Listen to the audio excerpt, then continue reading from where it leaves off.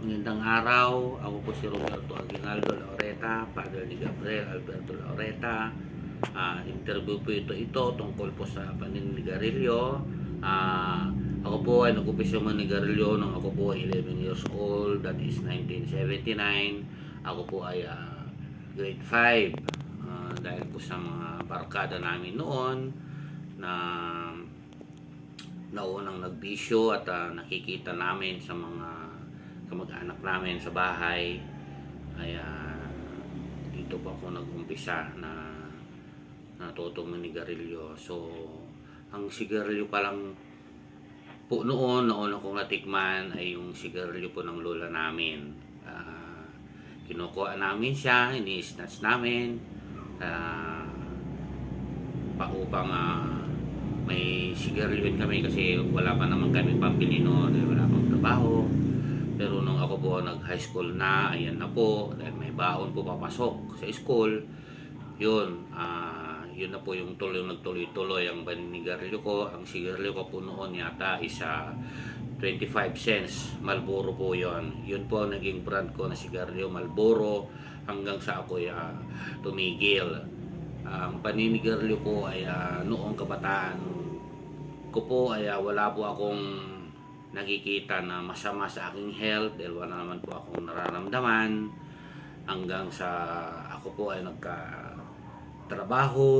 Ayan na po, mas lalo na po na yung bisyo ko sa sigarilyo dahil nakakaubos po ako ng 2 hanggang 3 kaha sa isang araw. Marlboro pa rin po yun na aking brand talaga, hindi po ako nagpalit yan. Then hanggang sa nagkapamilya at nagka-asawa, nagkaroon ng anak, kaya yun pa rin po ang naninigarilyo pa rin po ako. That time naman po ang presyo ng Marlboro noon ay 1 pesos and 50 centavos. Natigil lang po ang aking paninigarilyo is nung mid ng 2012. Ito po kasi ay may naramdaman ko po dito noon na pumapayat po ako. Yun po pala, meron po pala ako sakit sa baga. Nagpa-check up po ako niyan. So that time po, tinigil ko po agad. Hanggang ngayon ay wala na po yung bisyo na yan. So nakita ko rin po sa aking health ay bumalik po yung aking pangatawan at lakas ng katawan. At ang sigarilyo po ay nakakapanghina po yan sa ating katawan pag may mga edad na po tayo ng 40 years old pataas. At kahit po yung vape ngayon na uso na ginagamit ng mga kabataan ay wag po nating sasabihin na yan po ay walang nicotine. May nicotine pa rin po yan, katulad po ng mga original na sigarilyo na ginagamit po namin noon.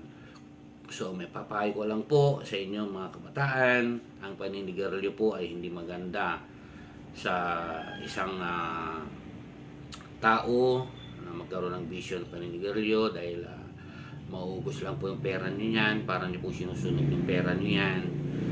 Kung biruin mo po kung magkano po sa stick ngayon, may 10 piso na po yata. Kung inipon mo po yan, marami ka pong iipon na pera, just like before. Kung kukwentahin mo yon, napakarami na pong pera dapat na aking naipon na magagamit mo pa sa mas magandang paraan.